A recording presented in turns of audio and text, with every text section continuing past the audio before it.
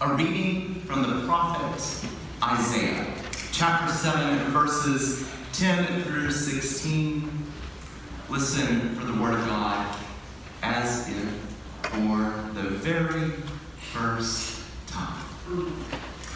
Again, the Lord spoke to Ahaz, saying, "Ask a sign of the Lord your God. Let it be as deep as Sheol, or as high as heaven." But Ahaz says, "Oh, I will not ask, and I will not put the Lord to the test." Then Isaiah said, "Hear then, O house of David, is it too little for you to weary mortals, that you weary my God also? Therefore, the Lord God's self will give you a sign. Look, the young woman is with child, and shall bear a son, and shall name him Emmanuel. He shall eat curds and honey, by the time he knows how to refuse the evil and choose the good. For before the child knows how to refuse the evil and choose the good, the land before whose two kings you are in dread will be deserted." For the word of God in its promise and covenant. Thanks be to God. May we pray, Lord. O come, Emmanuel. For if you are with us, then nothing else matters. And if you are not with us, then nothing else matters. Grant us the trust to say yes to you for a sign that we cannot even begin to imagine. We ask this in the name of your beloved. Amen. King Ahaz has a problem. King Ahaz has lots of problems. Nothing looks good for him, at least that is how he sees it. The future appears bleak. When King Ahaz tunes into the 6:30 p.m. news on his network of choice, he hears of what's coming, wars and rumors of wars, and none of it is to his liking.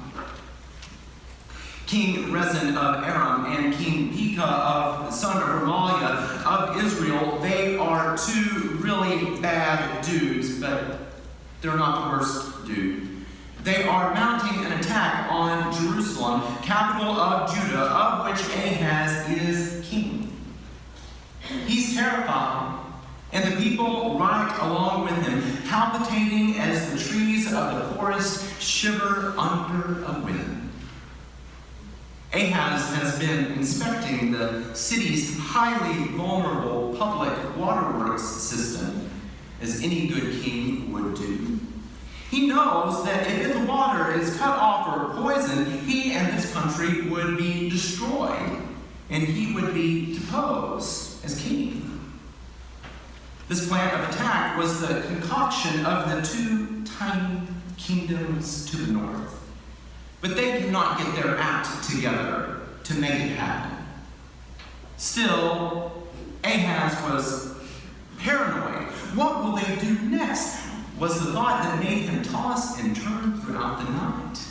Will they attack again and appoint their own ruler, one whose name means good for nothing? A puppet king that will do whatever and whenever to appease the powerful. The hopes and fears of all the years meet each night in Ahaz's dreams. Ahaz is the son of David, to whom God made a covenant, saying, "Your house and your reign shall be made sure forever before me. Your throne shall be established forever." It should have been a sign for all generations.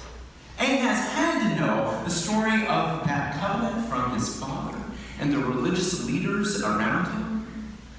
But how very small the promises of God seemed when enemies lurk at the front door. Radical trust in the presence of the Holy One is a risky choice when we can cloak our fear with military might. A bigger threat to Ahaz and Judah is that of Assyria, the greater and mightier empire to the north. The Assyrian king's Twitter account, known for its pithy and problematic tropes of 240 characters or less, waxes on about the conflict between Judah and its smaller enemies. How sad, in all caps with 3 exclamation points, it all is. The Assyrian king makes a tongue-in-cheek gesture of assistance, and Ahaz is grateful for the sign. Maybe Ahaz thought to himself, better collude with the foreign power you know than the 2 devils that you don't. By the time it's all said and done, at the end of chapter 7 and 8, Ahaz goes berserk. He sacrifices his own son to the foreign gods and prepares for armed conflict. But before any of that happens, God first sends a prophet named Isaiah to King Ahaz. God commands Isaiah to go out to meet Ahaz and bring with him his son Shear-Yashub. The presence of Isaiah's son should have been a sign for Ahaz, because Shear-Yashub means that a remnant will return. But why talk of a remnant while the good king is still on the throne? Why talk about a remnant returning when no one has ever left? The name of Isaiah's boy is an ominous warning that should have put the king on notice to consider the greater threat up top than these small, sad neighbors. The prophet's words to King Ahaz are bold and daring. Listen up, pay attention, put down your smartphone for just a minute. Do not fear, do not let your heart be faint because of these 2 smoldering stumps of firebrands. That's what they are. Their plans will not come to pass. They're done. I promise. God says so. The prophet invites the king to embody courage based on a reassessment of the political reality. Isaiah engages in political analysis of the international scene and offers a scenario that is quite at odds with that of the king. For the king's perception is completely skewed by fear. Fear can skew one's hopes, one's dreams for years. Prophets know that the world looks very different when fear and not faith consumes a ruler and its people. God did indeed say so. In fact, God takes the mic from Isaiah and tells the prophet, scoot over, let me take it from here. Listen here, Ahaz, God says. It shall not stand, and it shall not come to pass. If you do not stand firm in faith, you shall not stand either. God. The words of the Holy One, the same one that spoke atop Sinai. It should have been a sign for Ahaz. In the midst of this pressing, concrete crisis, the Holy One and the prophet invite King Ahaz to reconsider and re-embrace the profound assurance the Holy One had given long ago to his family and the entire Davidic regime. By appeal to the very ideology upon which the king and his reign rely, the prophet tells the king to get his mind off the immediate threat and off the pseudo-help of Assyria, which by the way is no help whatsoever, and to focus upon the single true source of assurance and well-being. The faithfulness of the Holy One is at work, and God's faithfulness to God's promises and God's people impinges directly and poignantly upon worldly decisions in the here and now. Now as then. We should clear up right now that faith is not, nor has it ever been, about right belief. I would much rather people tell me what they trust and in whom they trust, rather than what they believe. Faith as trust is a matter of complete reliance upon the assurance of God in a context of extreme risk.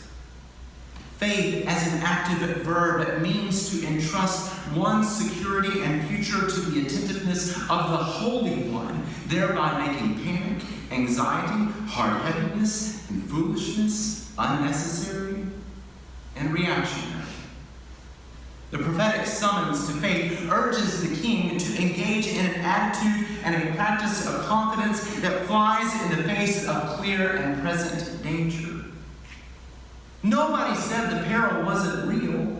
This is not fake news. In the midst of the very real news, the Holy One and the prophet are saying that the faith required in this circumstance is a refusal to give in to the threats of undoing and to proceed in confidence in the face of self-evident danger. I know it's more easily preached than practiced. Prophets and preachers alike would agree. But nobody said that it would be easy. Ahaz, bless his heart, as we would say in Texas, he's still not convinced to be faithful.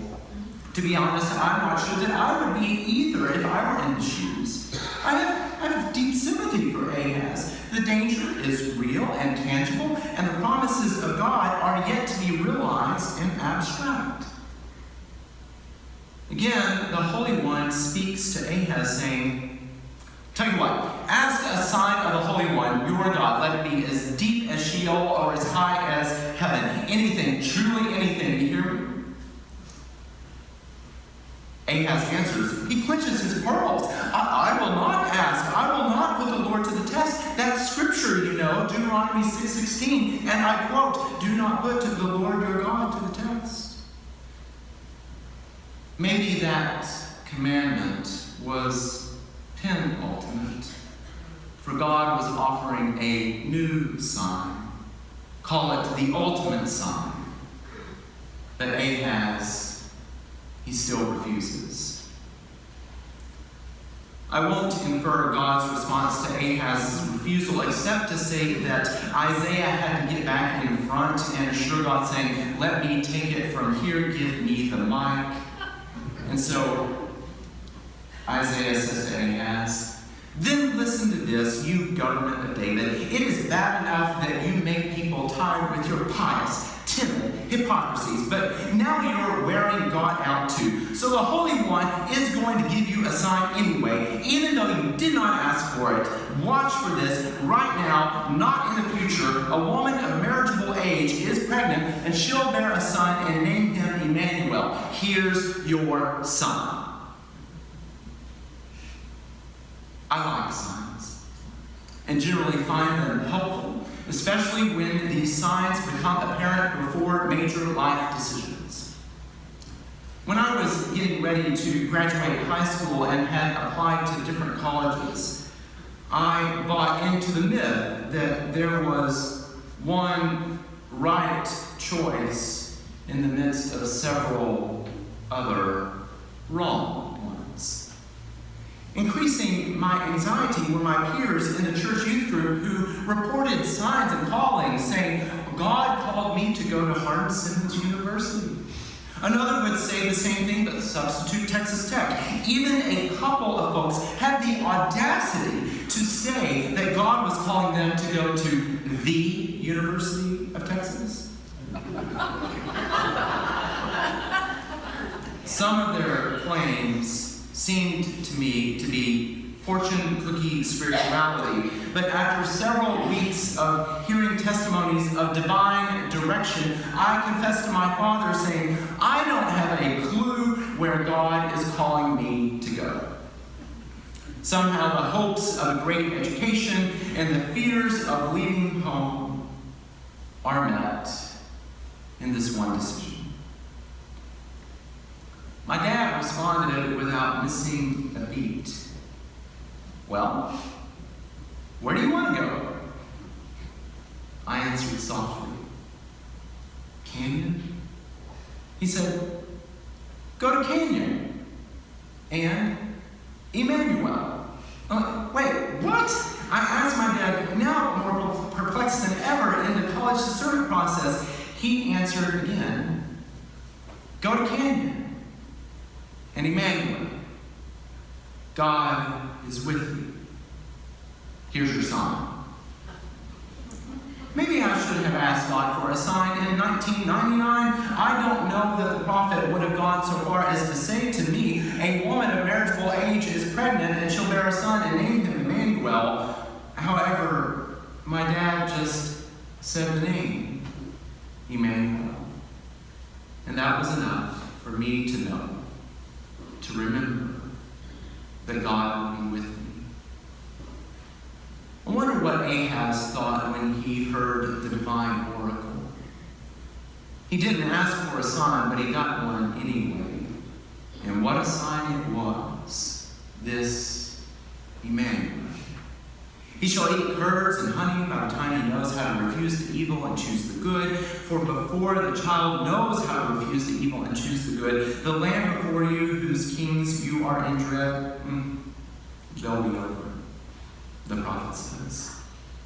Sounds like good news, doesn't it? Except the lectionary cuts just one verse from the prophetic speech, which reads, the Lord will bring on you and on your people and on your ancestral house such days as have not come since the day that Ephraim departed from Judah, the king of Assyria. And that is by no means good news at all. Matter of fact, it's the worst possible news. It's a sign that eventually comes to pass for Ahaz and all the people of Judah. To be clear, I don't think the Holy One brought on the death and destruction as such had never been seen. The king of Assyria, he was the worst dude of them all, and he could do bad all by himself. He needed no assistance, divine or otherwise, for his exploits. And yet, the promise of a child, one named Emmanuel, remained for Ahaz and the people of Judah. You and I are so accustomed to hearing the name Emmanuel that it rolls right off our tongues with ease, most especially during the season of Advent. We know that Emmanuel means God is with us. We've heard this before. It is not new.